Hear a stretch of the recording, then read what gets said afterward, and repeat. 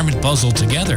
Catch Planning for a Better and Safer Retirement Saturdays at 9 a.m. on Ocala's News Talk, The Source 96.3 FM and 1370 AM.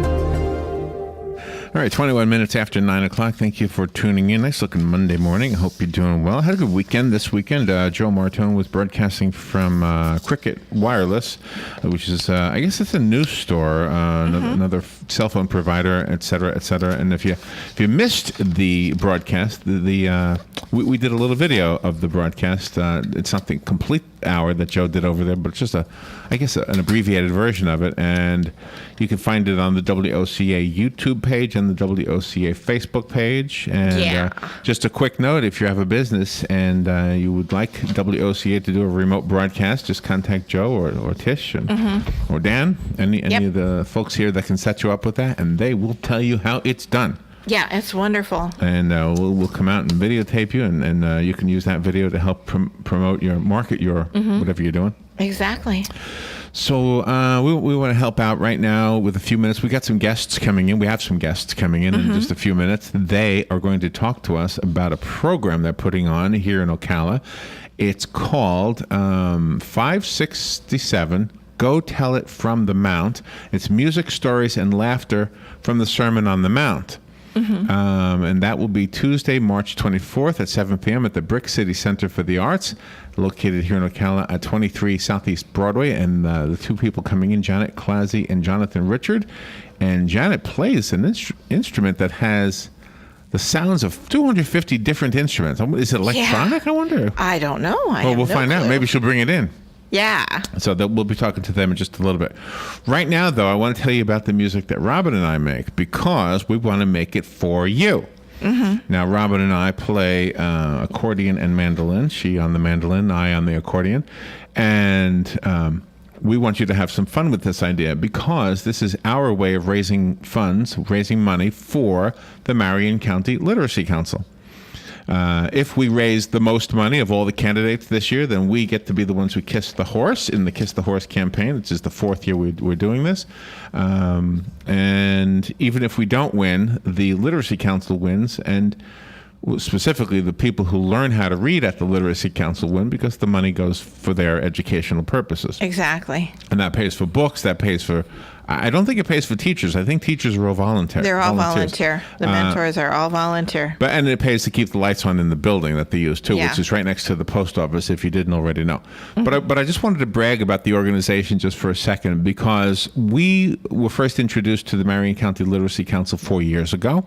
I was nominated by Brad Nimmo from Habitat for Humanity to be a candidate in the Kiss the Horse campaign. Yes. I accepted the nomination, and thanks to the listeners, and especially one very benevolent listener, we ended up winning that year, which was cool. And in the process, we got to learn what they do. And so Karen Hill, who was the head of the organization at that time, gave us a tour in their old location. And she opened up one of the doors to one of the classrooms where adults were learning to read for the first time in their lives. And sitting in that room was a gentleman that you and I recognized. Yes.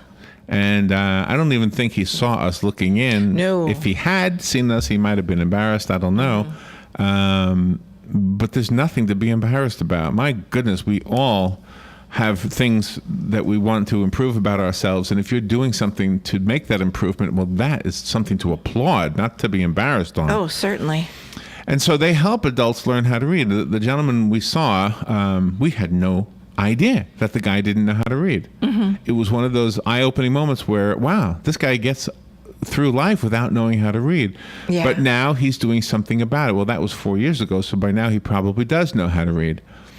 And it's not just reading books. It's not just reading for fun. It's reading signs on the road. It's reading, check bills. It's reading financial statements, prescriptions. Right. There's a lot of reading that is really essential. It's not just all about entertainment. And the Marion County Literacy Council has been doing this the way we understand it for a while. It was just on our radar in the last 4 years. And so we really do support it. I'm a firm believer in the idea that if you learn to read, then you can read to learn. It's simple as that. Once you learned how to read, you can teach yourself anything by going into the library and getting a book. You don't even have to buy a book. Right. You know, exactly. and most of the bookstores even allow you to read the books in the bookstore. You don't have to buy them. Of course, they won't continue to exist if we don't buy the books. And nowadays you have the internet, and I guess you could watch videos, which I am one of those who watches a lot of those instructional videos. But reading things sometimes helps things gel better, and of course writing skills are important. And just I'm carrying on about something I know all of you already know. But the important message is that the Marion County Literacy Council is here. Good morning, Joe and Patsy. But real quickly, while we have just a few minutes left, so Robin and I are participating in the Kiss the Horse campaign, and it's as simple as asking us to come and play our music at your place or somebody else's place on your behalf. And all we're asking is a donation in any amount to the Marion County Literacy Council. Yep. It's as simple as that. We'll show up. It's, make it fun. We'll show up. If you have like a wine and cheese thing, we can play some pretty like romantic type mandolin and accordion music. It really does work well in that environment. Very or much. if you want to have a St. Patrick's Day thing tomorrow, we can show up and do a drive-by Irish jig. The Irish jig thing, the Irish washerwoman is what that song is called. Yeah. Or if you want to do like a beer thing and have an Oktoberfest in March.